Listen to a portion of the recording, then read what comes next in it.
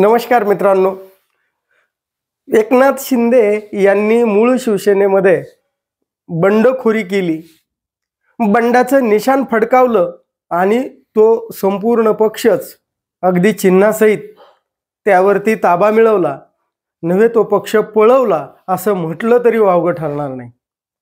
आणि तो पक्ष घेऊन एकनाथ शिंदे महायुतीमध्ये समावेश त्यांनी त्यांचा करून घेतला आणि त्या बदल्यामध्ये मुख्यमंत्री पद स्वतःच्या पदरात पाडून घेतलं आणि या वेळच्या विधानसभा निवडणुकीमध्ये परत नव्यानं एकदा महायुती सत्तेमध्ये आली। आणि काल मंत्रिमंडळाचा विस्तार झाला, नवीन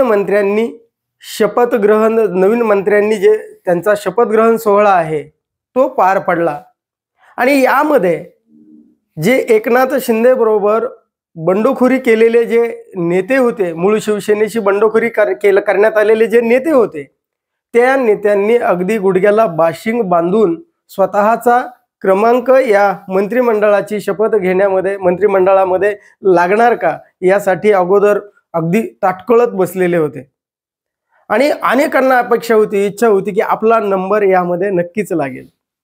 परंतु त्यांच्या दुर्दैवानं यात अनेकांच्या पदरी निराशा पडली आणि मग या नाराजांचा जो मंत्रिपदाचा दुखवटा आहे तो सुरू झाला। आता हा दुखवटा आणि त्यातून उठलेले नाराजीचे सूर यामुळे अशाही बातम्या मध्यंतरी आता येऊ लागलेल्या आहेत की या बंडखोरांना परतीचे वेध लागलेले आहेत। म्हणजे एकनाथ शिंदेंच्या शिवसेनेमध्ये पुन्हा बंड होईल काय? यांना जे बंडखोर आहेत, मुळात बंडखोर, आता पुन्हा परत नव्याने बंडखोरी करण्यासाठी नवीन एकनाथ शिंदे कोण तयार होणार आहे यामध्ये? आणि या संदर्भामध्ये नेमकी मातोश्रीवर्ण उद्धव ठाकरे यांची या संदर्भामध्ये काय प्रतिक्रिया आली आहे याविषयी आपण माहिती जाणून घेणार आहोत।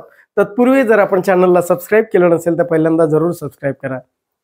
मित्रांनो, अनुभव हा फार मोठा गुरु असतो आणि 2019ला तो मला मिळाला आणि आज तो या बंडखोर नेत्यांना मिळतोय। असं उद्धव ठाकरे बोलून गेले आणि त्यांनी या शिवसेनेमधील बंडखोरांना मातोश्रीची दारं थोडीशी किलकिली केली असं म्हणायला वाव मिळतोय। म्हणजे अनुभवातनं आता हे शहाणे झाले असतील तर त्यांना परत मातोश्रीवरचे दरवाजे उघडले जाणार आहेत असं अप्रत्यक्षपणे का असेना, पण उद्धव ठाकरेकडनं हा मेसेज आलेला एकंदरीतरित्या दिसतो आहे। ज्यांना ज्यांना मंत्रिपदांची अपेक्षा होती ते नागपूरमध्ये अगदी गुडघ्याला बाशिंग बांधून हॉटेलमध्ये कुणी कुठे थांबलेले होते आणि जसा जसा त्यांची नावं वगळण्यात आली तसं तसं कुणी हॉटेलमधूनच बॅगा पॅक करून पुण्याला निघून गेलं, कुणी स्वतःच्या सोशल मीडियावरचे प्रोफाईल बदलले, एकनाथ शिंदेंचा त्यावरचा फोटो गायब केला, बाळासाहेब ठाकरेंचा फोटो ठेवून केवळ तिथं शिवसैनिकच ठेवलं, कुणी राजीनामे दिले, कुणी यामध्ये आम्हाला विचारलं गेलं नाही। एक तर म्हणाले की आम्हाला जो अपमान आमच्या वाट्याला आला, म्हणजे या पुढच्या 2.5 वर्षामध्ये मला मंत्रिपद दिलं तरी ते मला नको आहे असं विजय शिवतारे बोलून गेले की बुवा आम्हाला पद नसती दिली तरी चाललं असतं पण आमचा अपमान करायला नको होता। म्हणजे जे काही बंडखोर आहेत, जे एकनाथ शिंदेंच्या शिवसेनेमध्ये जे आता ज्यांच्या गळ्यात मंत्रिपदाच्या माळा पडलेल्या नाही आहेत, यामध्ये अब्दुल सत्तार आहेत, दीपक केसरकर आहेत, तानाजी सावंत आहेत आणि जे प्रकाश सुर्वे त्यांनाही ते पण नाराज असल्याचं सांगितलं जात आहे। नरेंद्र भोंडेकर विदर्भामधून त्यांनी तर राजीनामा दिलाय। म्हणजे हे जे शिवसेनेमध्ये जे बंडखोरीचं वारं ही वावटळ ठरते का याचं वादळात रूपांतर होतंय आणि पुन्हा हे जे बंडखोरी ज्यांनी उद्धव ठाकरेंशी आणि मूळ शिवसेनेची बंडखोरी केली ते आता नव्यानं एकनाथ शिंदे बरोबर बंडखोरी करतील का? आणि बंडखोरी केल्यानंतर त्यांचा या ठिकाणी निभाव लागणार आहे का?